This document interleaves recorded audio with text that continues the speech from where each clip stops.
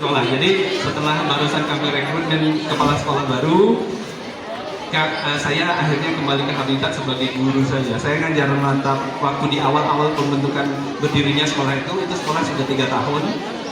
Saya semua mata pelajaran yang umum itu saya pegang. Terus tahun kedua saya pegang matematika dan IPA. Nah sekarang kembali ke Habitat saya, di tahun ketiga saya pegang mata pelajaran IPA. Itu SMP ya, karena SMP. Sebelumnya saya keluar dari sebagai salah satu tenaga pendidik di salah satu perguruan tinggi di Palembang. Saya salah satu dosen di pendidikan fisika Universitas PGRI Palembang. Resign keluar tahun 2016, dari tahun 2006 ke 2016. Itu karena mungkin intinya sebenarnya apa dari awal itu ada rasa ketidaknyamanan gitu ya. Intinya di masalah itu sebenarnya itu saya merasa kurang bebas gitu ya.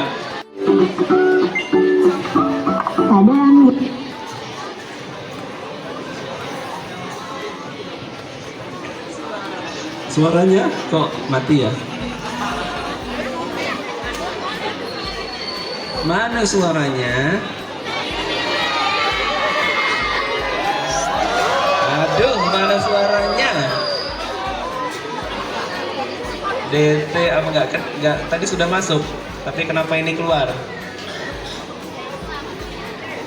Mana suaranya? DT berapa ya? 1535 udah masuk ini connect.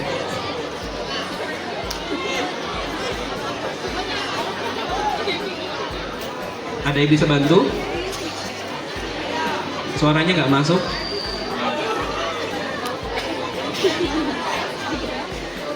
Jadi ini adalah iklan kami di IG untuk produk tempe mendoan ngapak itu di packing dalam besek itu tuh nggak besek itu ya benar, jadi anyaman bambu gitu ya.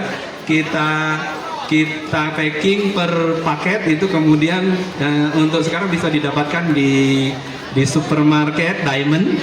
Bisa, kalau Ananda semua pengen mencicipi mendoan kami bisa beli di Diamond Supermarket, dan di PTC itu ada Farmers Market. Kita juga ada di masa-masa pandemik. Nah, pandemik itu justru meningkat produk kami di bagian ini, gitu. Nah, sebelumnya kita produksi tempe-tempe yang biasa seperti yang saya bawa contohnya ini.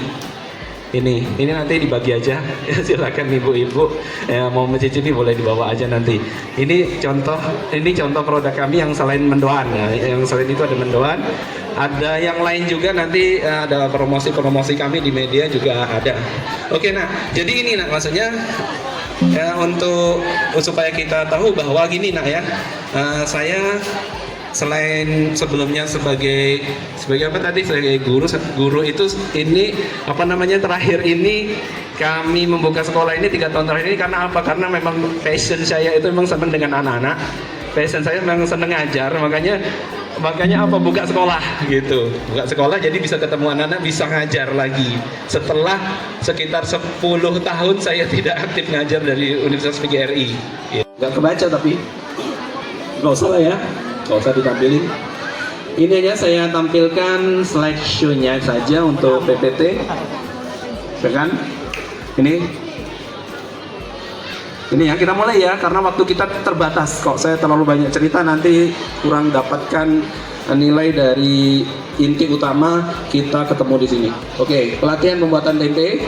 Terpaksa kita hari ini banyak cerita, banyak yang menggambarkan saja. Paling-paling nanti ada demonstrasi saja ya untuk kelanjutan dari acara kita. Idealnya untuk sebuah pelatihan tempe seperti yang biasa kami lakukan itu setidaknya 2 hari.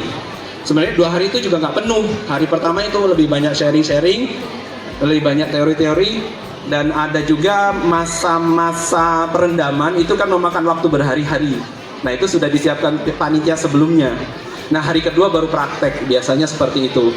Itu pun kemudian masih ada feedbacknya, menunggu hasil fermentasi sekitar 2 hari kemudian, kira-kira seperti itu. Ya baik, kita mulai dari kemudian manfaatnya banyak tempe sebagai makanan tradisional. termasuk makanan yang aman. Jika ada di antara kita yang alergi, yang menjaga makanan, yang mengurangi, berniat untuk mengurangi protein hewani, bisa beralih ke tempe sebagai sumber makanan protein nabati.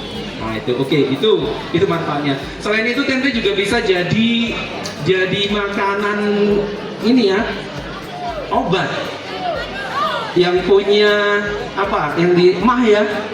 Mah itu bisa juga diatasi dengan tempe salah satunya, dengan merubah gaya makan gitu. Tapi tempenya sebaiknya jangan digoreng, direbus atau dibakar. Cuman tinggal cita rasanya nanti diolah lagi sedemikian rupa, harus kreatif di sini. Ya oke. Itu kalau pengen yang sehatnya. Lanjut ya. Nah, untuk jenis tempe tergantung. Ada kalau dilihat dari bungkusnya ada tempe plastik. Kalau yang ada tempe daun, nanti kita praktekkan. Atau jenis-jenis yang lain kalau berdasarkan apa? Varian yang lain, misalnya kayak saya punya tempe mendoan. Itu tempe mendoan itu tipis-tipis, khusus tempe gorengan. Ya, bukan tempe besar balokan yang diiris-iris, bukan. Nah itu ada tempe balok, ada tempe mendoan, segala macam dan seterusnya ya.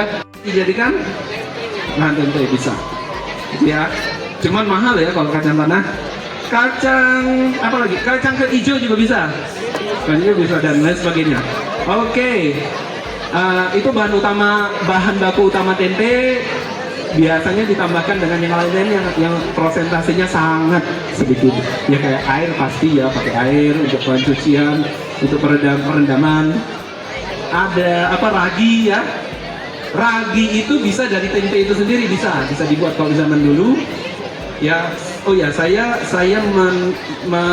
menjadi praktisi tempe ini sejak usia SMP, anak-anak semua.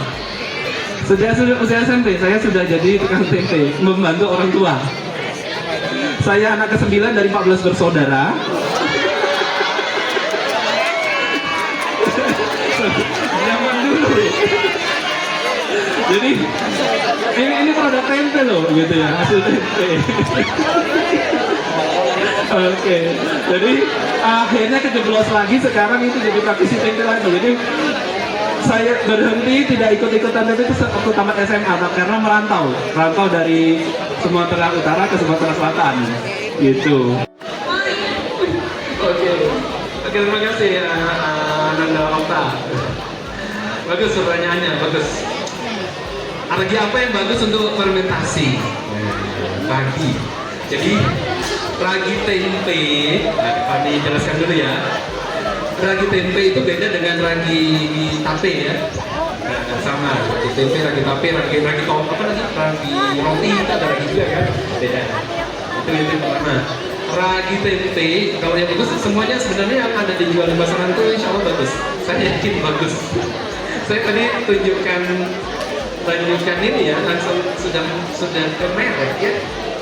Ini karena ini biasa kami pakai. Ada ini merek di antara merek yang dipakai, yang ada beredar di pasaran, ini bisa dipakai. Cuman kalau kamu nak masalah ini ya, mungkin kalau kamu nak praktek fermentasi untuk kokurikuler gitu ya, untuk limo, beli ragi sebanyak ini, kebanyakan sebenarnya, kebanyakan mubazir ya gitu. Minta dengan aku di rumah ada gitu ya. Jadi itu nanti mau. Jadi intinya pakai ragi yang ada itu bagus sekali. Bahkan tempe yang sudah jadi impor sampai keringnya, nah itu bisa jadi rumah tempe. Bisa. Kamu kan tempe. Tadi dari ibu ya sekalian lah aku tanya pada ibu tadi ya, yang beda apa tadi, perebus dengan cara perebusan dengan tidak. Ya oke. Sebenarnya semuanya rebus. Atau rebus atau satu lagi apa, kukus ya, bisa kukus bisa rebus ya. Saya tetap menggunakan perebusan tetap, cuman perebusan saya sekali saja gitu. Kalau yang perebusan sekali, waktu merendam saya menggunakan durasi perendaman selama 48 jam, sekitar 48 jam baru nanti dipecahkan, dibersihkan. Kalau kadang-kadang kan gini ya, saya kadang kelupaan atau apa lewat apa pas lagi pegawai banyak apa itu lupa misalnya kan, lupa nggak ngerendam untuk ngejar 48 jam. Besok harus dieksekusi, hari ini belum merendam, hari ini bisa merendam 24 jam bisa, tapi harus diawali dengan merebus gitu. Jadi direbus sampai benar-benar kembang gitu kan, besar dia ngembang, terus yang lendir-lendirnya bau-bau sama bui-buinya itu keluar, kemudian sudah direbus, buang airnya, baru direndam sampai sekitar 24 jam, baru diperlakukan seperti yang tahap yang tadi sudah saya sampaikan. Dan kemudian di ujungnya tetap direbus lagi, jadi 2 kali perebusan itu ya. Apa ya, untuk rendaman 1 kali 24 menit itu kan direbus dulu. Nah, rebusnya berapa menit? Rebusnya berapa lama? Ya. Rebusnya yang penting sampai mendidih sudah. Jadi kalau dia mendidih pasti kan sudah apa besar itu apa ya, sudah mekar gitu ya. Itu yang penting itu. Sampai itu sudah. Sampai mendidihnya itu kan kalau berlama-lamanya tergantung. Kalau dia biasanya yang direbus banyak, ya kan lama kan waktunya. Tapi kalau yang direbus cuma sekilo itu sebentar saja biasanya mendidih. Nah itu kira-kira itu. Terus yang ragi ya. Kalau ragi 1 kilo kedelai, nah aku lupa tadi jelasin. 1 kilo kedelainya ini 1 kilo kedelai sesudah ditiriskan ya, bukan 1 kilo kedelai mentah. Ngitung 1 kilonya itu beda dia. Kalau kalau kedelai dia masih kering, masih mentahan, belum direndam. Dengan kedelai yang sudah direndam kemudian diproses, digiling, kemudian dipecah, direbus, itu beda. Biasanya jadi kering itu biasanya lebih padat, kemudian ketika dia sudah direbus itu akan nambah, masanya itu akan nambah, ya nggak? Jadi nambah. Bisa kira-kira masanya itu bisa nambah ya sepertiganya lah.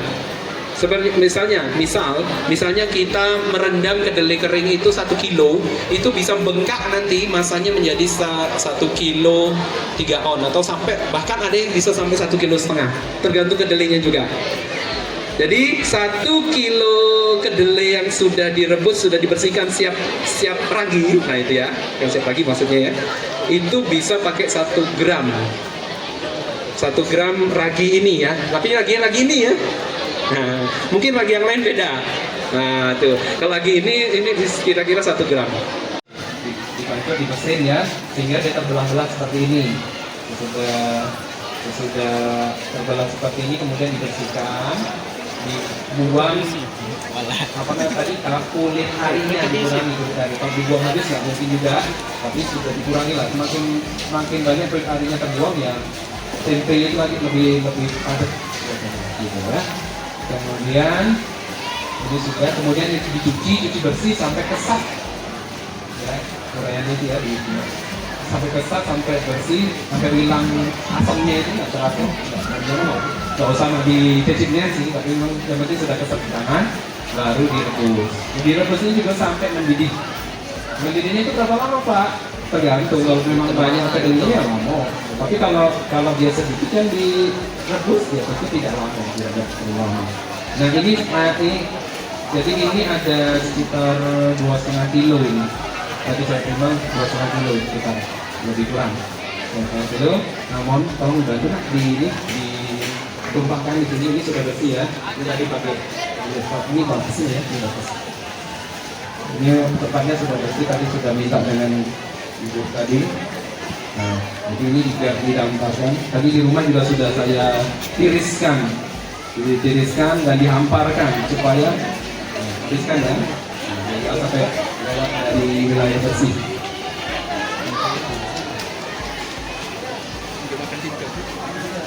Jadi kita harus pastikan kedelai yang sudah direbus ini kering, jadi kering dan dingin. Ini sudah dingin tapi tinggal keringnya.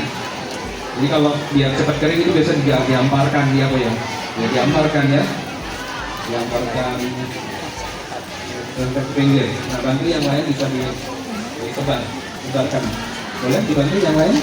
Siapa yang tangannya sudah bersih? Yang tangan sudah bersih tadi? Terus habis kan? Nah ini.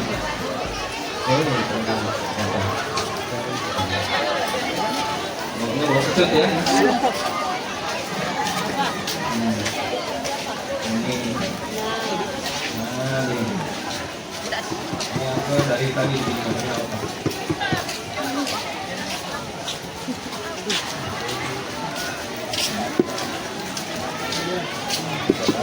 Oh ya, tapi saya lupa, ini harusnya tadi waktu kita masa-masa tadi saya ngomong-ngomong tadi ini sudah jadi begini kan?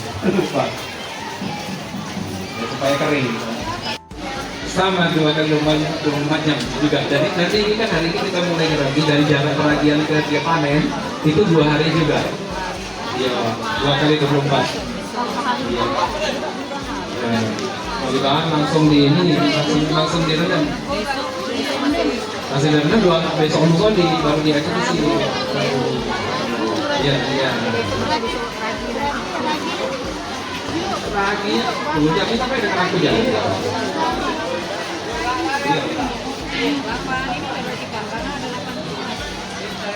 Nah, berapa kilo buatnya? 10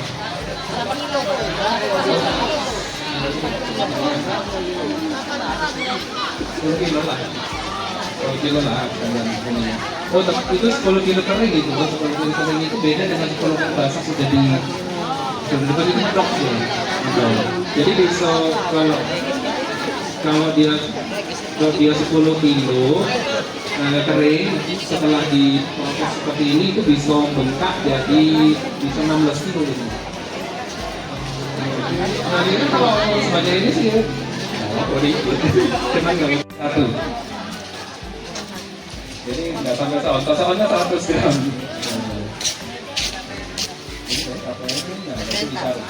Ya, nah, sekarang diaduk, diratain, langsung diaduk. Nah ya, tangannya terus ya. Terus ratakan ya, yakinkan, nah yakinkan. Berarti kamu nyiapin ini lah. Tapi ya supaya bersih gitu. Nggak harus ini juga bisa, baskom besar juga bisa. Ini ditaruh ini biar kelihatan sudah di sini. Atau pakai kalau tanpa?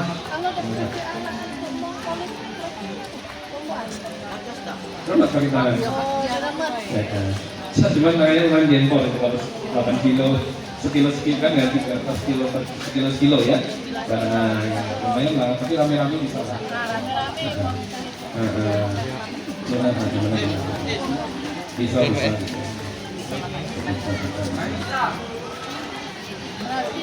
Jangan sombong.